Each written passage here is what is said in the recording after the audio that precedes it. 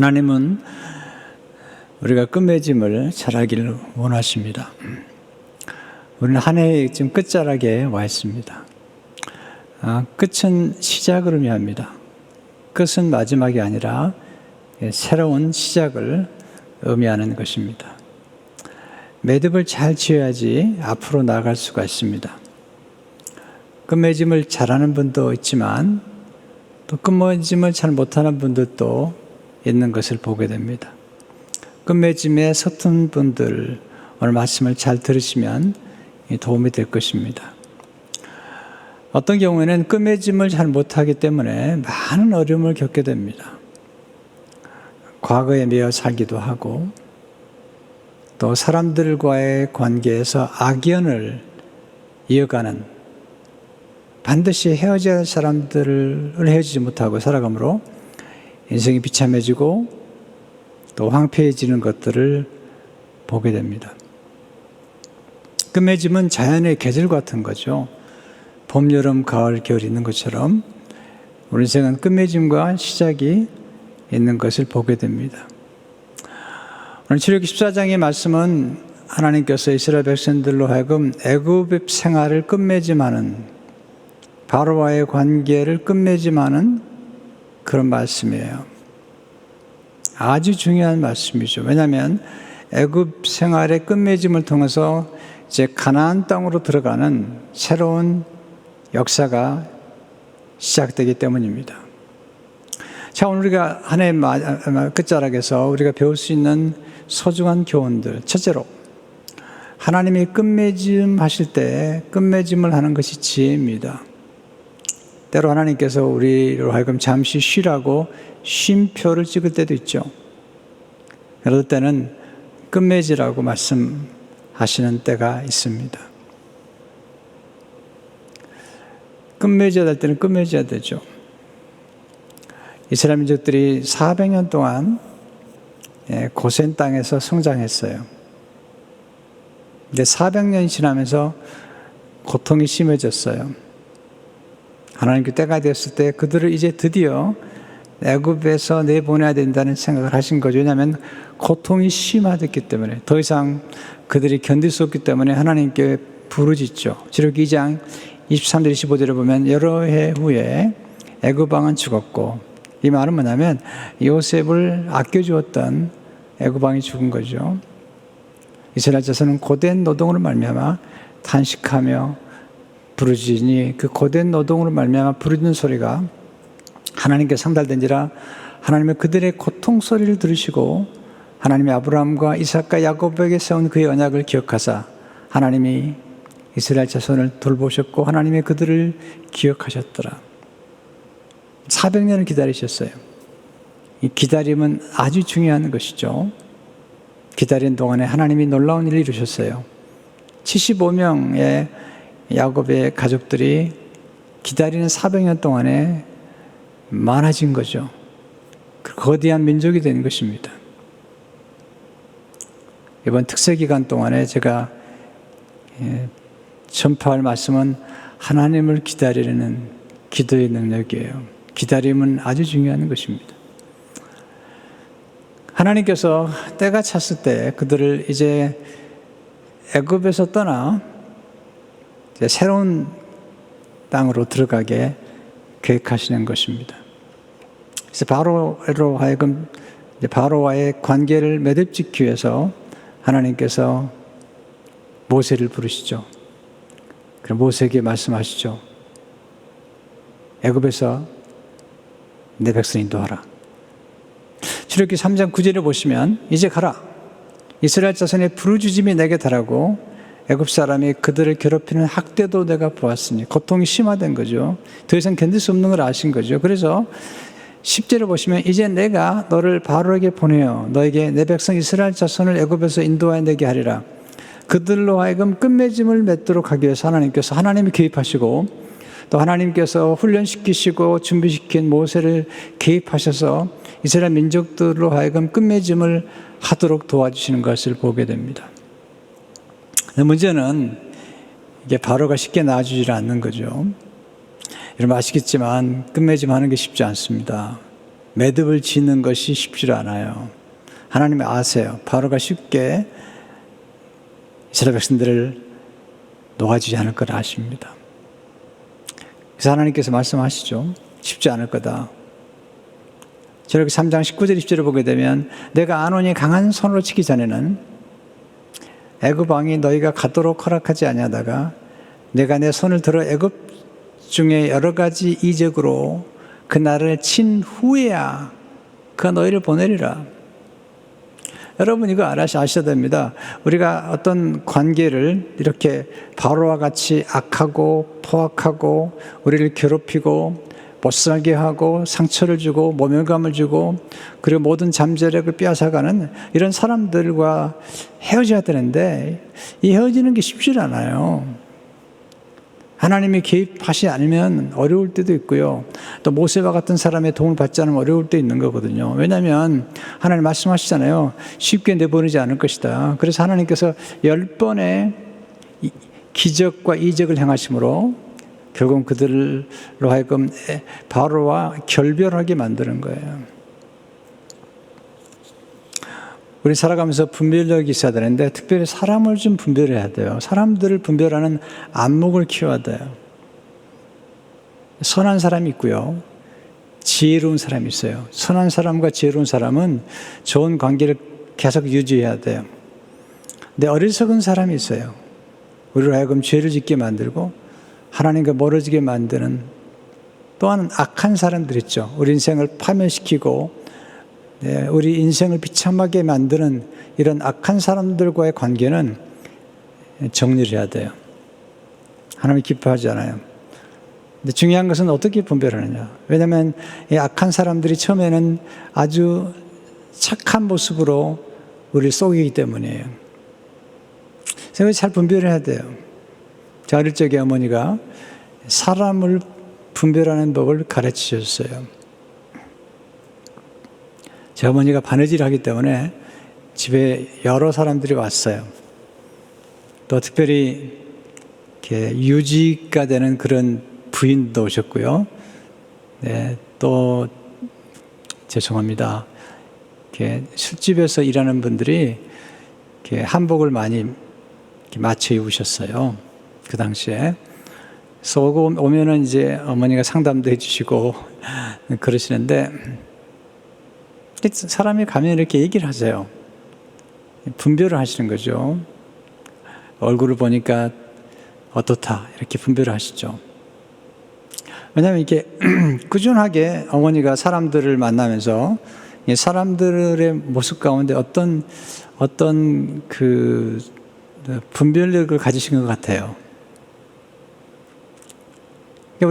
우리 스스로도 사람들을 분별하는 분별력을 키울 뿐 아니라 우리 자녀들에게 사람들을 분별하는 분별력을 키우지 않으면 자녀들이 이렇게 악하고 나쁜 사람들에게 빠져들어서 아주 비참하게 몰락할 수가 있어요. 비참하게 몰락할 수가 있는 거죠. 빌리그람 목사님 따님이 결혼한 20년 만에 이혼을 하게 됐어요. 이혼하신 다음에 너무 외로우니까 급히 어떤 남자를 만났는데 정말 멋있고 정말 잘생긴 남자를 교회에서 소개시켜 준 거예요. 근데 너무 서둘러 결혼했어요. 부모님이 부탁했어요. 서두지 말아라. 조금 지켜봐라. 그때 이 딸이 속으로 어머니 아버지는 내가 이혼을 이렇게 하고 얼마나 외로운지 몰라서 그런 얘기를 하시는 거예요. 그러나 아주 급히 결혼식을 했어요. 근데 결혼하자마자 알았습니다. 잘못된 선택인 것을 알았어요. 그날부터 폭력이 시작됐어요. 엄청난 폭력이었어요. 그렇게 멋있는 남자가, 그렇게 잘생긴 남자가, 결혼하기 전에 그렇게 젠틀했던 남자가, 그래서 밤에 도망을 나왔어요. 도망을 나와서 아버지 집으로 간 거죠. 아버님이 기다리고 있었습니다.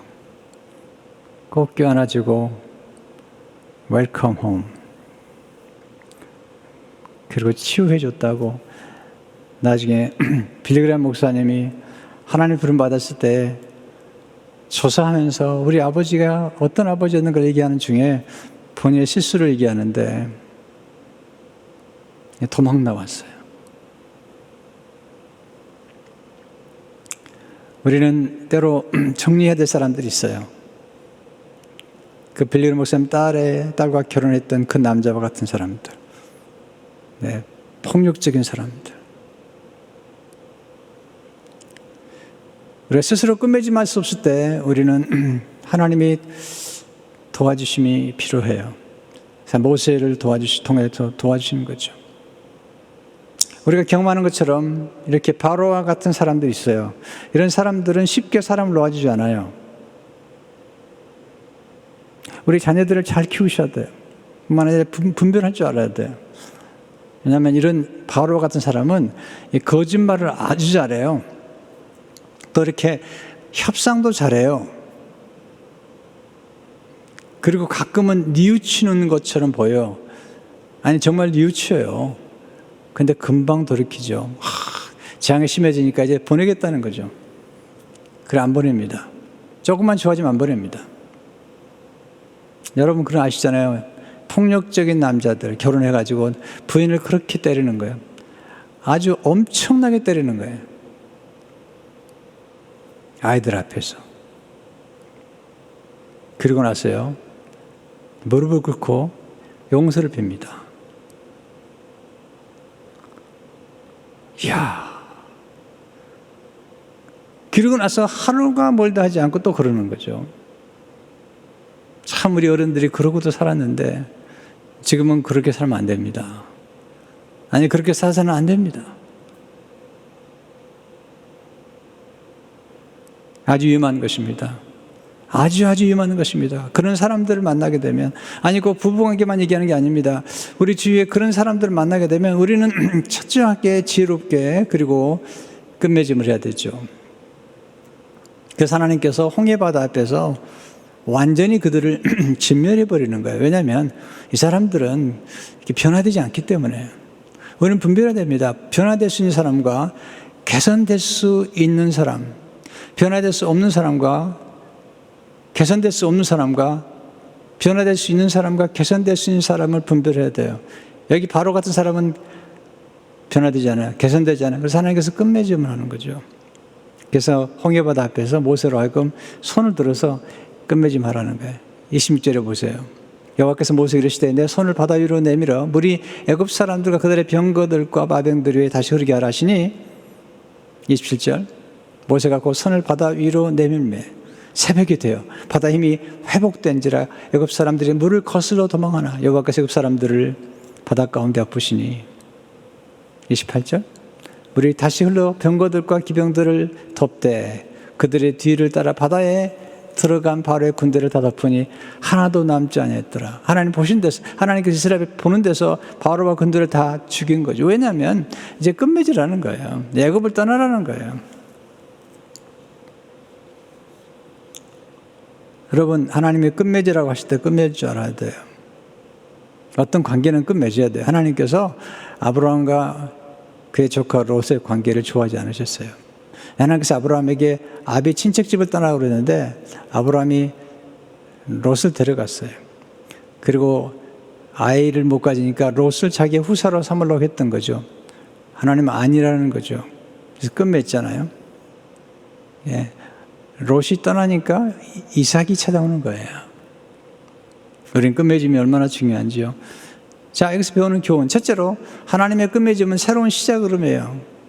또한 둘째로 하나님은 끝맺음을 통해서 새로운 기회를 제공해 주시는 것입니다.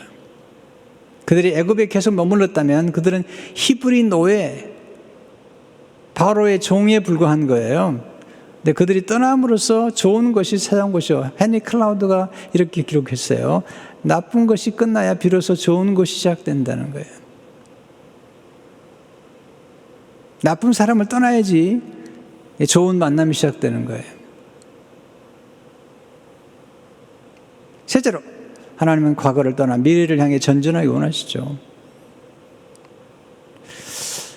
과거는 돌이킬 수 없는데 참 안타깝게도 이 과거에 머물러서 과거의 상처 속에 사는 사람들이 많은데, 우리가 사는 건 과거가 아니잖아요. 우리는 지금 돌이킬 수 없는 과거에 머물지 말고 우리가 앞으로 살아야 될 미래, 앞으로의 미래를 향해서 전진할 필요가 있는 것이죠. 두 번째, 끝맺음을 잘 못하는 사람들의 문제를 파악하는 것이 지혜입니다. 자, 이스라엘 자손들이 애굽을 떠났어요. 그런 끝맺음을 했어야 되는데 끝맺음 못해요. 왜냐하면 대부분의 1세들이 다시 애굽으로 돌아가겠다는 거예요. 다시 바로 아래로 내려가겠다는 거예요. 왜? 거기서 배가 불러서 좋았다는 거예요. 그들이 학대를 받고 멸시를 당하고 교육받지 못해도 먹는 것만 생각해요. 참 슬픈 일이죠. 아니, 이제 떠났잖아요. 이제 가나안 땅으로 가면 되잖아요. 안 가겠대요. 애굽으로 돌아가겠다는 거예요. 그때가 좋았다는 거예요.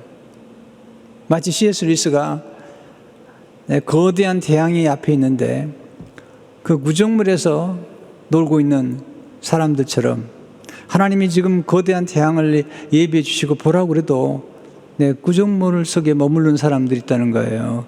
거기에 만족하고 살아가는 사람이 있다는 거죠. 하나님께서 지금 가나안 땅을 예비해 주셨는데 그냥 옛날에 먹던 음식이 좋다고 애굽으로 돌아가겠다는 거잖아요. 출애굽기 16장 2절 3절을 보시면 이스라엘 자손 온 회중이 그 광야에서 모세와 아론을 원망하여 이스라엘 자손이 그들에게 이르되 우리가 애굽 땅에서 고기 가마 곁에 앉아 있던 때와 떡을 배불리 먹던 때에 여호와의 손에 죽었더라면 좋았을 것을 너희가 이 광야로 우리를 인도해내어 이 온 회중이 쥐려 죽게 하는도다. 얼마나 많이 학대했습니까? 그런 학대를 받고도 그렇게 얻어 터지고도 그냥 배만 부르면 좋겠다고 그렇게 생각하는 사람들이 있잖아요. 끝맺음을 잘 못하는 사람들의 특징이 뭘까요? 첫째로 고통에 지나치게 익숙하게 되면 끝맺음을 잘하지 못하게 돼요. 고통과 고난은 하나님이 우리를 성장시키는 하나님의 방법이긴 하지만 어떤 고통은 벗어나야 돼요. 네, 하나님 우리로 하여금 이 땅에 살면서 고난과 고통을 통해서 성장하게 하시면 계속 고난을 받으라고 말씀한 게 아니에요. 계속 광야에 머물지 않아요. 가나안 땅에 들어갈 때가 있는 거예요. 우리가 살다가 고통을 받고 훈련을 받을 필요가 어떨 땐 누릴 줄도 알아야 되고 행복할 줄도 알아야 되는 거죠. 불행에 익숙해지면 불행이 정상인 줄 알아요. 아니에요. 하나님이 우리에게 원하시는 것은 이스라엘 백성들을 이끌어내서 그들에게 애굽을 떠나서 말씀을 주실 때 그들의 행복을 위하여, 그들의 행복하기 위해서 그들에게 말씀을 주시고 그들을 교육시켰던 거거든요. 근데 불행한 생활이 그게 정상이지 않은 것은 마땅치 않습니다. 고통이 정상적인 건 아니잖아요. 필요하니까 치료도 받잖아요. 몸도 치료받고 마음도 치료받아야 되잖아요. 헨리 클라우드가 이렇게 얘기해요. 무슨 수를 써서라도 끝내야 하는 절대 수용해서는 안 될 종류의 고통이 있다. 다시 한번 읽어드릴게요. 무슨 수를 써서라도 끝내야 하는 절대 수용해서는 안 될 종류의 고통이 있다. 아무 성과도 없는 고통이 그렇다. 고통에 익숙해진 나머지 그것을 고통으로 여기지 않으며 정상적인 것으로 보는 것이다. 고통은 본래 무언가가 잘못되어 조치가 필요하다는 신호다. 따라서 고통은 당신을 끝맺음으로 몰고 가야만 한다. 아무런 목적도 없는 무딘 고통을 끝내지 않으면 실제로 잘못된 것은 아무것도 없으며 본래부터 이런 식이었다고 스스로를 납득시키게 된다. 만성적인 고통에 빠져 그것을 새로운 표준으로 느끼기 시작하는 것이다. 우리는 고통이 필요하긴 하지만 고통에 너무 지나치게 익숙하거나 불행에 너무 지나치게 익숙하면 안 돼요. 두 번째, 끝맺음의 중요함을 깨닫지 못할 때 끝맺음을 잘하지 못하죠. 끝맺음이 필요해요. 끝맺음은 가지치기 같은 거예요. 여러분, 장미를 나무를 가꾸는 분들 가지를 쳐주면요, 이 장미꽃이 확 핍니다. 가지를 안 쳐주면 장미꽃이 잘 피지 않아요. 나무도 마찬가지죠. 가지를 잘 쳐줘야지 가지의 잠재력이 무한대로 성장할 수 있어요. 굉장한 열매를 맺게 돼요. 가지를 쳐줘야 됩니다. 우리 인생도 마찬가지죠. 가제를 취하죠. 그래야지 잠재력이 극대화되잖아요. 자, 엄마가 아이를 잉태했어요. 아이를 10개월이 지나면 출산해야 돼요. 그러면 아이를 낳고 탯줄을 꺼내야 돼요. 아니, 아이가 배 안에 있는 게 좋다고 계속 배 안에 있으면, 적응 안 했으면 그 아이의 잠재력, 아름답게 그리고 성장할 수 있는 잠재력을 갖지 못하도 탯줄은 끊어야 되는 거예요. 애굽 생활에 매듭지 못하면 위대한 민족이 되는 엄청난 잠재력을 다 소멸시켜 버리는 거예요. 한번 생각해 보세요. 그들이 애굽에 계속 있었다면 어떻게 되겠어요? 근데 1세들은 애굽으로 돌아가자는 거예요. 그래서 1세 가운데 12명의 정탐꾼 가운데 10명의 정탐꾼과 1세 전체가 다 광야에 죽었어요. 근데 2명, 여호수아 갈렙 그리고 그 다음 세대들만 이제 가나안 땅으로 들어가는 것을 보게 됩니다. 끝맺음은 중요한 거예요. 저는 대나무에서 배웠어요. 대나무가 매듭을 짓고 올라가고 매듭을 짓고 올라가더라고요.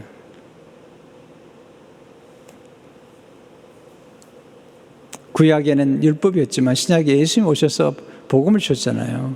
시대마다 끝맺음이 있어야 되거든요. 지금 타이프라이터를 누가 사용해요? 컴퓨터 시대에, 스마트폰 시대에 끝맺어야죠.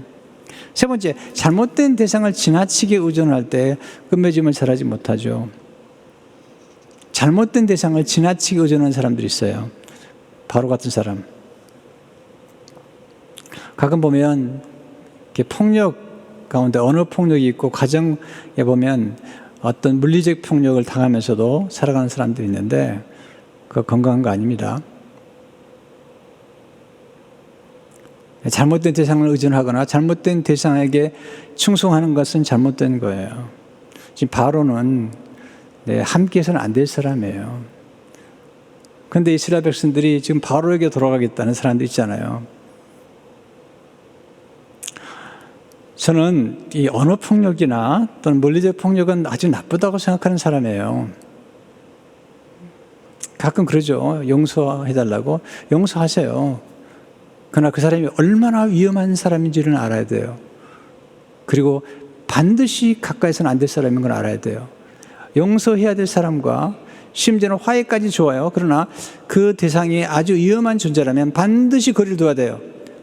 만약에 손을 대면 경찰을 부르세요.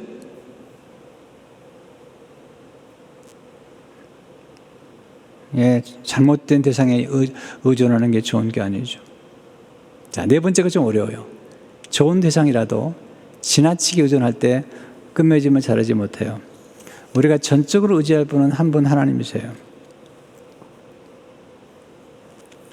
여러분, 하나님 앞에서 스스로 독립해 살아갈 수 있는 하나님과의 관계는 애착이지만 사람들과의 관계에 너무 집착하거나 의존하는 것은 건강한 관계가 아니에요.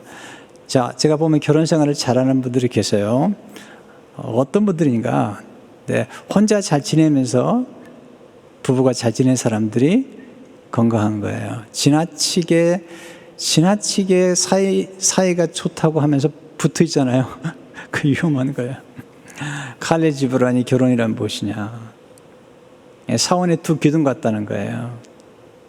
두 기둥이 지붕을 받치고 지탱하는 것처럼 가정이라는 이 집을 지탱하는 건 두 기둥이죠. 남편과 아내. 네 남편과 아내가 어느 정도 떨어져서 관계를 갖고 유지하는 거예요. 그러면서 건강한 관계를 맺는 거예요.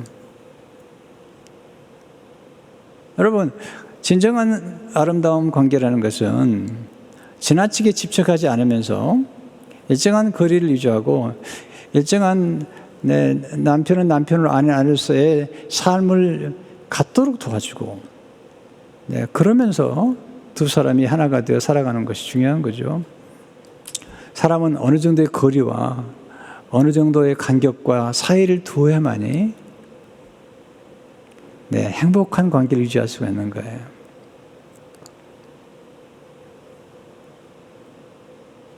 그래야지 좀 동경도 하고 그리워도 하고. 너무 과도한 집착. 표현도 이런 표현들은 좋지 않아요. 제가 여러 번 얘기했지만 난 당신 없이 못 살아요. 이런 분들 많이 만났어요. 그건 건강한 관계가 아닙니다. 네, 물론 사랑의 관계이기 때문에 하지만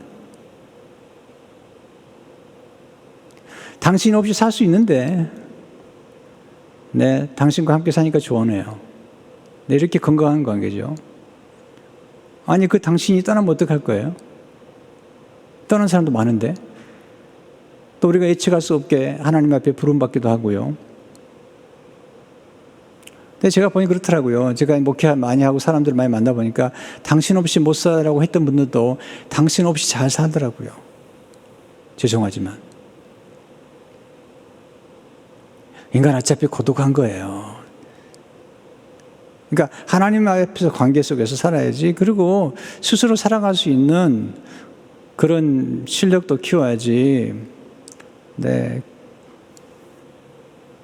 가끔 막 가정폭력 때문에 집을 못 떠난 분들이 계시더라고요. 제가 물어봤어요. 상담하는 분들에게 어떻게 했느냐고 그랬더니 저한테 그러더라고요. 빨리 혼자 독립할 수 있는 힘을 키워서 직장생활 하든지 그래야지 그 지옥 같은 관계를 벗어날 수 있을 거라고.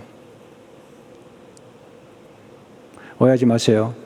목사님이 돼가지고 이혼을 장려하는 것처럼 그렇게 얘기하지 말라고.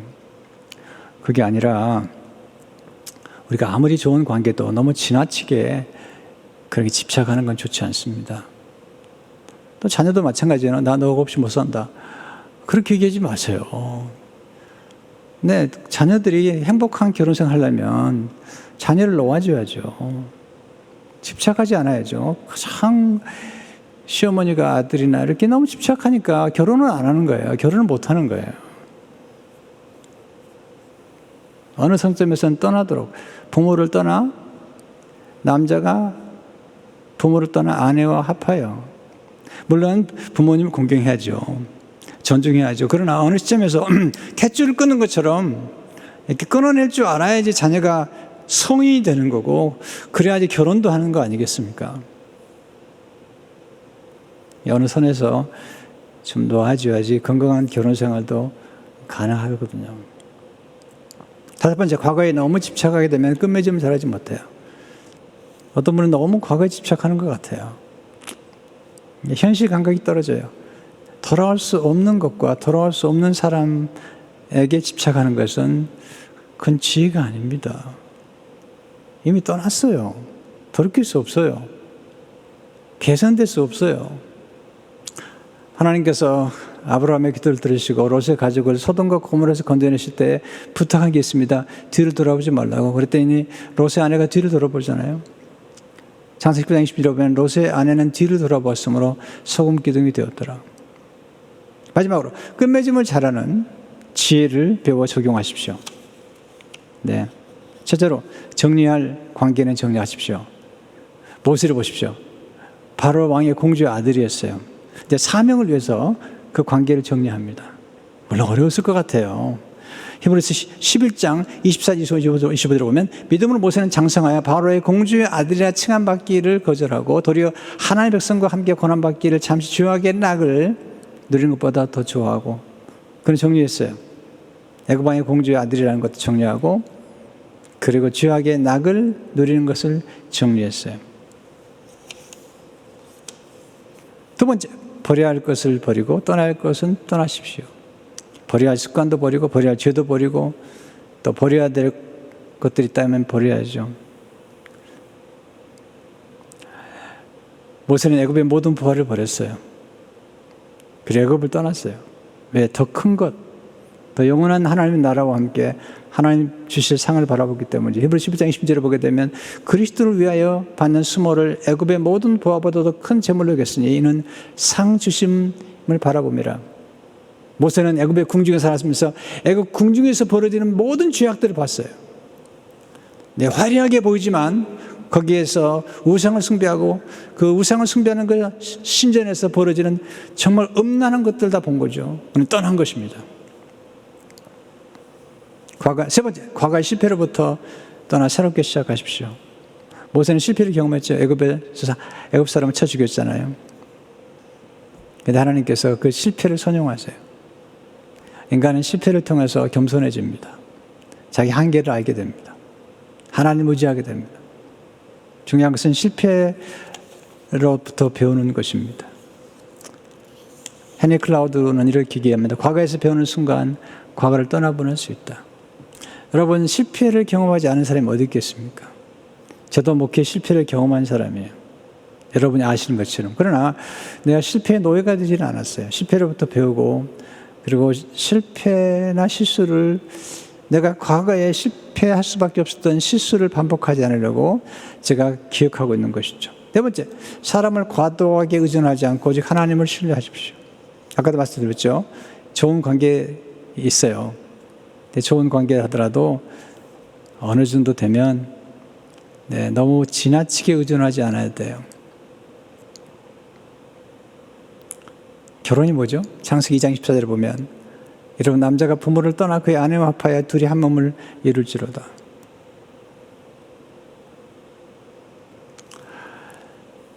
제가 미국에 와가지고 3개월 지난 다음에 생활비가 다 떨어졌어요.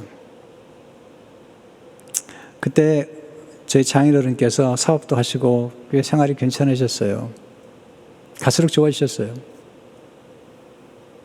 근데 어렵지만 연락드리지 않았어요. 하나님께 기도하고 하나님 의지하면서 독립했어요. 너무 도움이 됐어요. 로고스 교회를 개척할 때도 외부의 도움을 받지 않고 하나님만 의지하고 1년 안에 독립하려고 자립하려고 그렇게 작정했고, 그렇기 때문에 1년 지난 다음부터는 도움받지 않았습니다. 하나님 의지하고 또 교회가 서갔던 것입니다. 세월이 지났어요.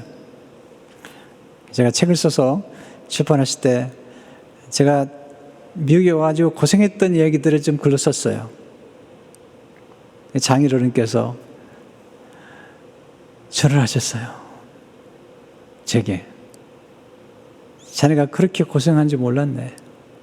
눈물을 푹푹 쏟으시면서 아버님이 그렇게 우시더라고요. 몰랐네. 왜 좀 얘기하지 않았는가? 네. 그랬으니까 이렇게 하나님 의지하고 무릎 꿇고 살면서 오늘 이렇게 목회를 하고 있는 거 아니겠습니까? 인생이란 만나고 헤어지는 거죠. 부부 사이라고 안 헤어집니까? 우리는 서약하면서 헤어질 것을 얘기하죠. 서약하면서. 어떻게 서약하죠? 죽음이 우리를 갈라놓을 때까지 서로를 사랑하겠습니다. 언제까지? 죽음이 우리를 갈라놓을 때까지. 언젠가는 떠나게 돼 있어요. 언젠가는 죽음이라는 하나님의 부르심 앞에 남편이든 아내든 떠나게 돼 있거든요. 그러니까 처음부터 우리는 이별을 생각하는 거예요. 아니, 이별을 생각해야 되는 거죠. 그래서 너무 지나치게 사람 의존하지 말고 하나님을 의존해야 돼요. 하나님을 생각해야 돼요.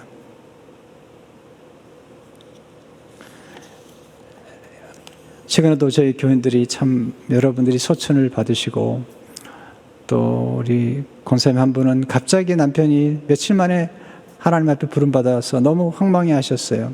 제가 알아요. 많이 우시고 슬퍼하셨어요. 제가 위로해드리면서 말씀드렸어요. 많이 우세요. 애도의 시간이 필요합니다. 그러나 애도가 소망으로 이어져야 됩니다. 슬픈 애도가 절망으로, 낭망으로 떨어지면 안 됩니다. 애도 후에 반드시 새로운 소망을 가지고 살아야만이 아들과 함께 또 이 땅에 살 수 있는 거 아니겠냐고. 우리는 적절한 관계가 필요해요. 자녀와 같이 살아도 괜찮아요. 또 자녀를 돌볼 수도 있고요. 또 부모하고 더불어 살 수도 있지만, 분명한 것은 무슨 말씀이냐면, 어떤 관계적 차원에서 어느 정도의 그런 관계의 그런 거리를 유지할 뿐만 아니라 독립시킬 수 있는 그런 자세가 필요하다는 거죠. 그래야지 건강하게 생활할 수 있죠. 다섯 번째, 마지막인데요. 어떤 끝맺음은 단호하게, 어떤 끝맺음은 용서와 감사로 매듭을 지으세요. 이게 참 어렵습니다. 어떤 끝맺음은 단호해야 돼요. 노할 줄 알아야 돼요. 어떤 끝맺음은 용서와 감사로 매듭을 짓는 게 필요해요. 예를 하나 드릴까요? 여러분 직장에서 일을 했어요. 일하다가 직장을 떠날 때가 됐어요. 다른 직장으로 갈 수도 있고요. 아니면 직장이 문제가 생겨서 이렇게 레이오프를 하는 관계로 떠나야 될 수 있다면 그때 어떻게 떠나시겠어요? 그때 사장님이나 또는 같이 일했던 분들에게 너무 감사하다고, 그리고 잘못한 건 용서해달라고 서로 용서를 구하고, 그렇게 헤어지는 게 좋은 거잖아요. 어떤 분들은 떠날 때 너무 욕을 하고 섭섭한 거. 여러분, 이스라엘 백성들이 애굽에 있는 동안에 그들이 고통만 받은 게 아니죠. 애굽에 있는 동안에 요셉을 통해서 많은 걸 누렸고, 또 75병이었던 그들이 거대한 민족이 되었고, 사실 보면, 그리고 그 떠날 때 하나님께서 애굽 사람들에게 은금 패물을 다 얻게 하셨어요. 이렇게 12장 35, 30절을 보게 되면 이스라엘 자손이 모세의 말대로 하여 애굽 사람에게 은금 패물과 의복을 구하며 여호와께서 애굽 사람들에게 이스라엘 백성에게 은혜를 입히게 하사 그들이 구원한 대로 주게 하심으로 그들이 애굽 사람의 물품을 취하였더라. 애굽을 떠날 때 그들은 사실은 굉장히 많은 재산을 가지고 떠났던 거예요. 생각해보면 참 감사한 게 많죠. 저는 미국에 와가지고 지금 5번째 교회를 섬기는데요. 지나가본 교회들을 돌이켜볼 때마다 제가 늘 마음에 감사가 있어요. 너무 감사하거든요. 또 어떤 교회는 많은 어려움도 겪었지만 그 어려움과는 비교할 수 없는 축복과 경험을 했거든요. 또 좋은 만남들을 가졌거든요. 또 그런 좋은 만남의 발판이 돼서 새생명 비전교회가 시작됐거든요. 자, 인생은 해석의 문제예요. 어떤 관점을 보느냐가 중요한 거잖아요. 우리가 떠나고 헤어질 때 아주 포악한 바로가 아니라면, 그렇다 할지라도 사실은 애굽에 생활했던 동안에 누렸던 어떤 것들에 대해서는 감사할 수 있어야 되겠죠.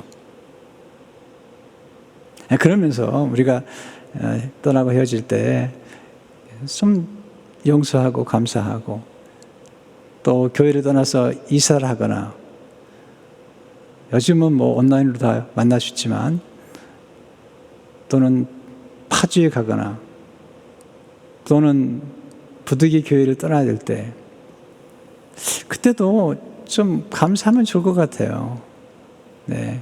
받은 은혜 감사하고.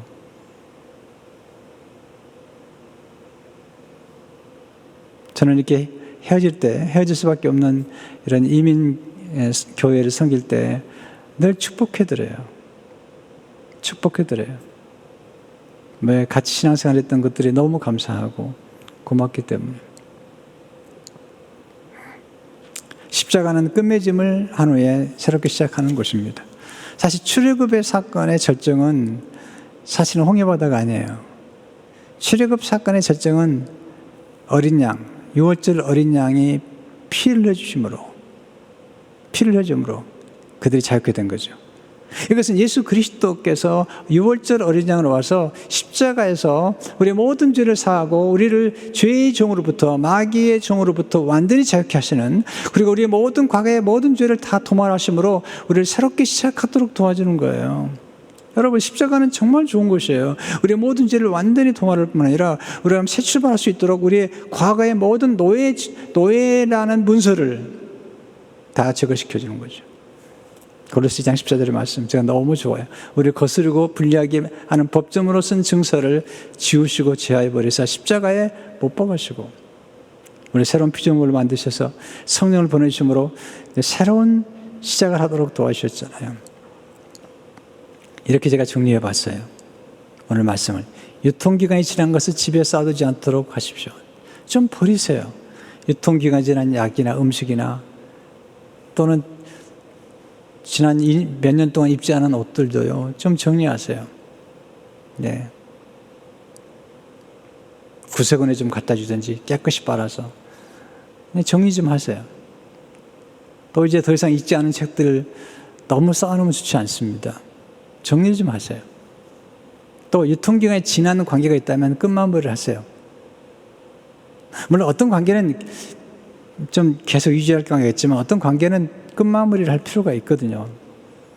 우리는요, 시간과, 제가 이번 금요일 세미나 때 말씀했지만 우리 인간은 시간과 그리고 자원과 능력의 한계가 있기 때문에 가지치기를 해야 돼요. 그래야지 집중할 수가 있고, 그리고 집중함으로써 우리는 더 많은 열매를 맺을 수가 있는 거거든요. 그래서 너무 많은 사람과 관계를 가진 사람들은요, 어떻게 보면 어떤 한 사람과도 깊은 관계를 갖지 못할지도 몰라요. 아주 피상적인 관계를 갖는 거죠. 가끔은 좀 정리할 필요가 있어요. 더 이상 도움이 안 되는 옛날 지도는 버리셔야 돼요. 광야에서는 애굽의 지도가 필요 없어요. 가나안 땅에서는 광야의 지도가 필요 없어요. 돌이킬 수 없는 것은 돌이킬 수 없다는 사실 인정하셔야 돼요. 이게 중요한 거거든요. 하나의 문이 닫히면 또 다른 문이 열려요. 이게 2020년이 닫히면 2021년이 열리는 것처럼 끝맺음을 할 때는 끝맺도록 하십시오. 거룩한 기대를 가지고 새롭게 시작하십시오. 믿음으로 사는 게 뭐죠? 뒤로 물러가지 않는 거죠. 히브리서 10장 38절 39절에 보면 나의 의는 믿음으로 말미암아 살리라. 또한 뒤로 물러가면 내 마음이 그를 기뻐하지 아니하리라 하셨느니라. 우리는 뒤로 물러가 멸망할 자가 아니요 어제 영혼을 구원함에 이르는 믿음을 가진 자니라. 이스라엘 백성들이 애굽 땅을 나와가지고 광야에서 뒤로 물러가다가 그들이 광야에서 멸망했어요. 원망하고 불평하다가. 그러나 여호수아 갈렙과 그 후세들은 가나안 땅으로 들어가잖아요. 저는 이렇게 하나님께서 365일을 정해주시고 또 24시간을 정해주시고 너무 좋은 것 같아요. 정말 좋은 것 같아요. 대나무가 매듭을 짓고 올라가는 것처럼 우리 연말에 한번 매듭을 짓고 그리고 새해를 맞이하고 송구 영신을 하고 너무 좋은 것 같아요. 하나님의 지혜라고 생각이 들어요. 또 24시간을 둬 가지고 하루를 마무리하고 그리고 새날을 맞이하고 또 한 달이 지나면 또 세 달을 맞이하고 하나님의 지혜라는 생각이 들어요. 그래서 이렇게 한 번씩 우리 삶을 정리하고 또 가지를 치고 새롭게 나가도록 하시는 하나님의 지혜라는 생각이 들어요. 말씀 들으면서 여러분들이 끝맺어야 할 게 뭔지, 나쁜 습관, 나쁜 버릇, 나쁜 관계들, 여러분으로 하여금 죄를 짓게 만들고 하나님으로 멀리 떨어지게 만드는 관계는 나쁜 관계예요. 정리해야 될 관계예요.